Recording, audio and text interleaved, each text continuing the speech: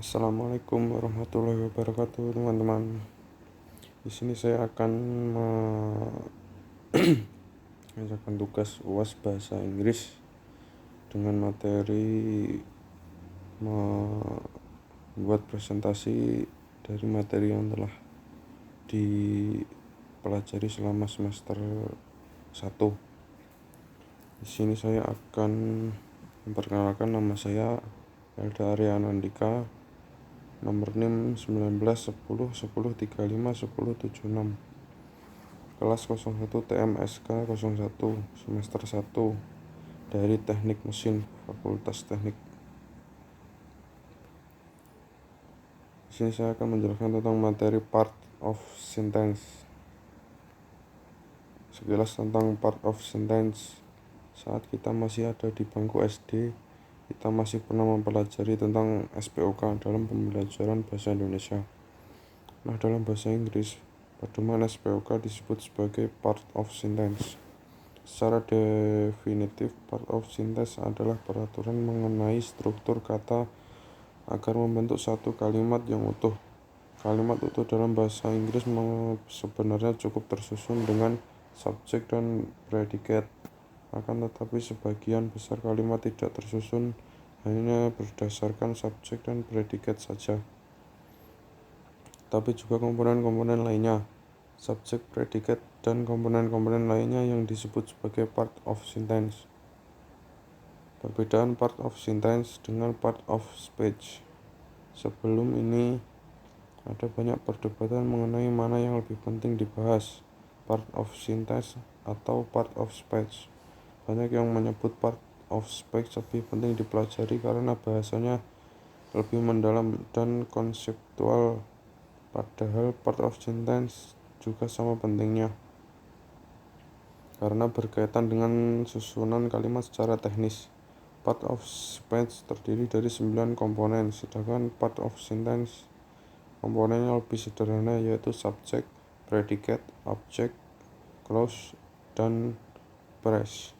Saat kamu mempelajari part of speech, kamu akan belajar mengenai sifat dari sebuah kata, sedangkan dalam part of sentence kamu mempelajari cara merangkai kata tersebut menjadi kalimat yang mudah dipahami.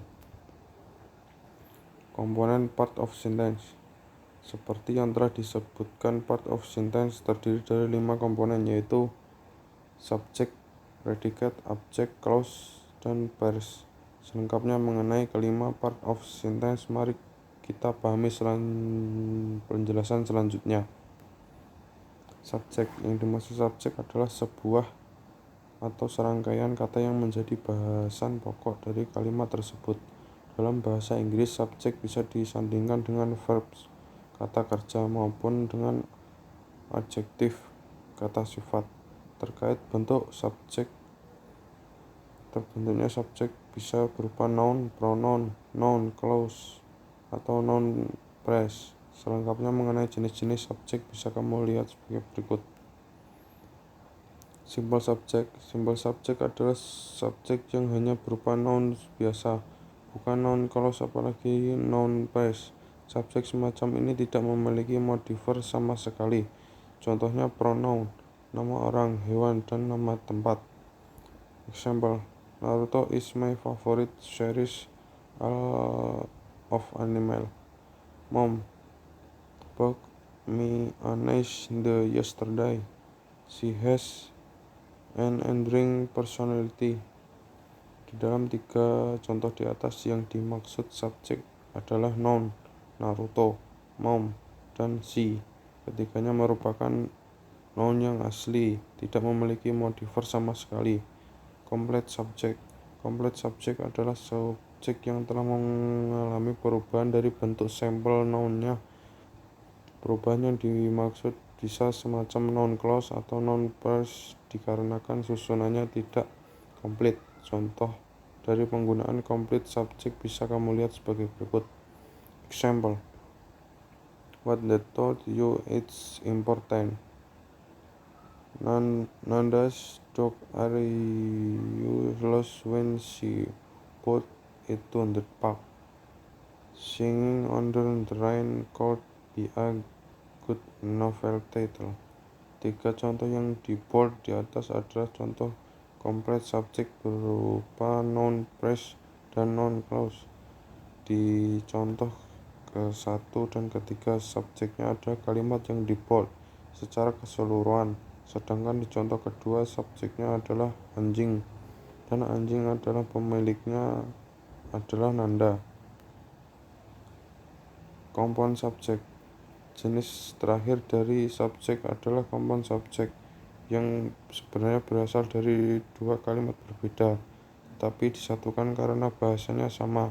Biasanya compound subject dihubungkan dengan conjunction words seperti or, and, both, neither, dan semacamnya. Example: Nanda does his homework at home. Putra does his homework at home. Nanda and Putra don't their homework at home. Di dalam sebuah contoh di atas, Nanda dan Putra sama-sama mengerjakan PR di rumah. Jadi daripada sendiri-sendirikan kalimatnya, lebih baik kedua kalimat tersebut disatukan. Predikat. Predikat adalah kata yang digunakan untuk menjelaskan apa yang dilakukan. Sifat yang dimiliki subjek. Sebuah predikat bisa tersusun dari verb, phrase, dan bisa juga adjektif. Sama seperti subjek dan 3 jenis predikat, yaitu simple, complete, and compound. Simple predikat. Simple predikat adalah prediksi biasa yang tidak berupa verb phrase, adjective phrase, atau compound verb adjective. Kalimat yang menggunakan simple predikat umumnya hanya menggunakan satu verb adjective phrase saja. Example: she kissed overhead, spill or milk. The cow do that dog me to control me emotion. Complete predikat. Complete predikat adalah predikat yang memiliki struktur lebih lengkap dan rumit dibandingkan predikat biasanya. Biasanya complete predikat bisa dilengkapi dengan adverb, verb, decrease of comparison, dan semacamnya. Example: she walked gingerly to avoid the glass shark. I seldom think about others, say that's why I'm calmer than you. He is a beautiful boy. He even more girls than women. Compound predikat. Kebalikan dari compound subject. Compound predikat adalah predikat yang sebenarnya dilakukan atau dimiliki oleh satu subjek saja. Contohnya seperti ini. Example: I found a beautiful jewelry in my old bag. I remember it and be given by my ex-boyfriend. I found a beautiful jewelry in my old bag and remembered in hand being given by my ex-boyfriend. Di dalam contoh kalimat tersebut, kedua predikat yang jadinya terpisah akhirnya disatukan menjadi compound predikat. Objek. Objek adalah sebuah atau serangkaian kata yang menerima perlakuan dari subjek, sama seperti bahasa Indonesia. Objek adalah kata yang berada setelah predikat. Biasanya objek hanya bisa memiliki oleh kalimat yang menggunakan predikat verb. Setidaknya ada 2 objek dalam part of sentence bahasa Inggris, yaitu direct object dan indirect object. Direct object adalah objek yang memiliki perlakuan dari subjek secara langsung. Jadi jika predikatnya adalah verb, maka objek tersebut adalah yang menjadi penerima dampak dari verb tersebut. Example: she slaps his ex-boyfriend and drove him out. I rose from my chair and the gone. We got a book as a prize. Indirect object. Jenis objek selanjutnya adalah indirect object. Jenis objek yang tidak menerima perlakuan langsung dari verb yang dilakukan subjek. Supaya lebih jelas, berikut ini adalah contoh penggunaan indirect objek dalam kalimat. Example, I want to give a bucket of flowers.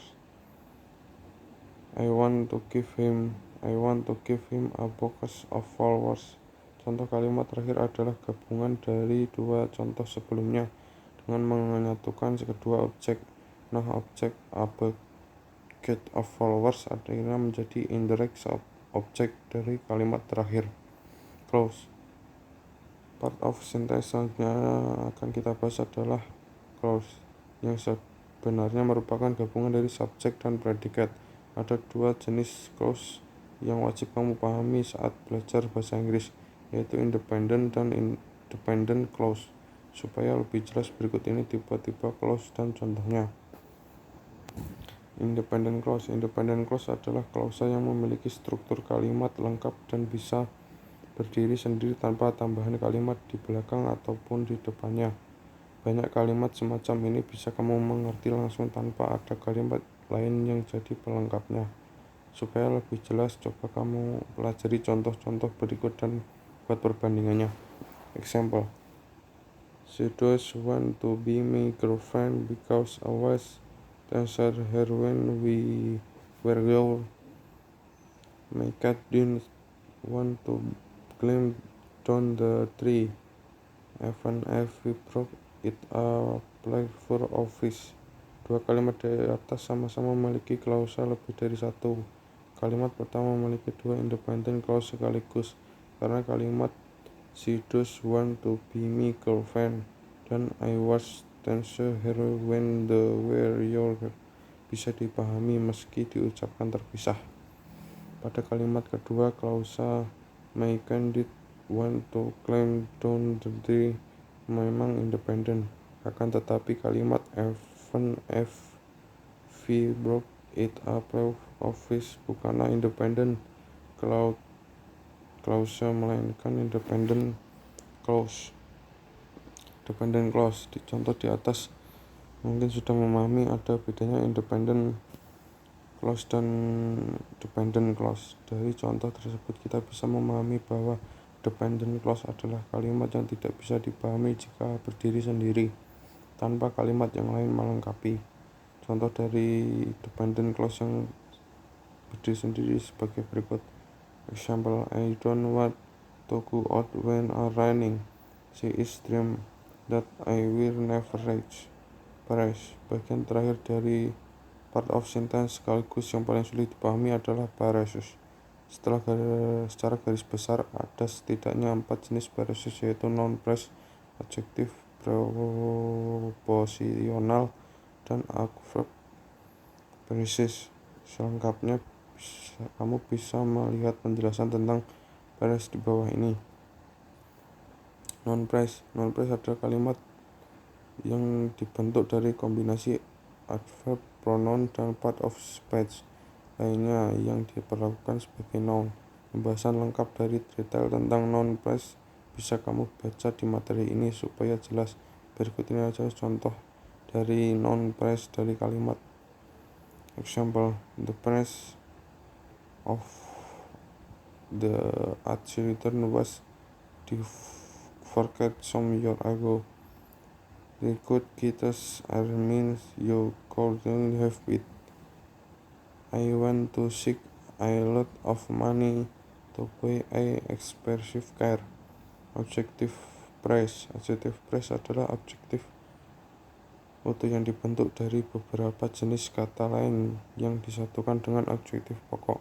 Tujuan menggunakan adjective phrase adalah meningkatkan kesan dan pendengar saat mendengar kalimat tersebut.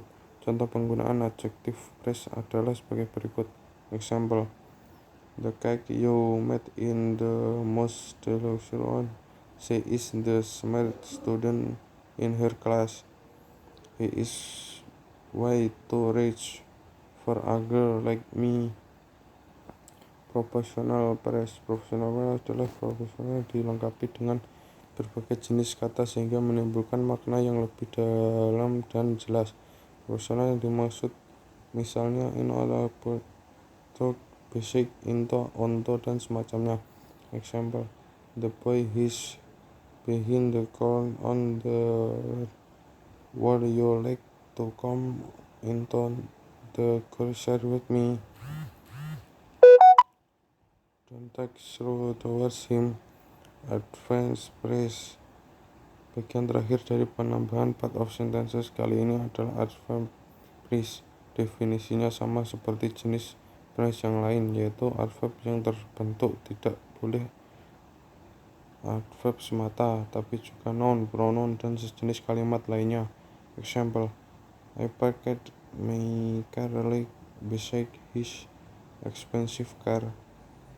She exempted from her home ferry gateway. Pacific Ocean is located in the Far East from Indonesia. Oke, terima kasih teman-teman telah melakukan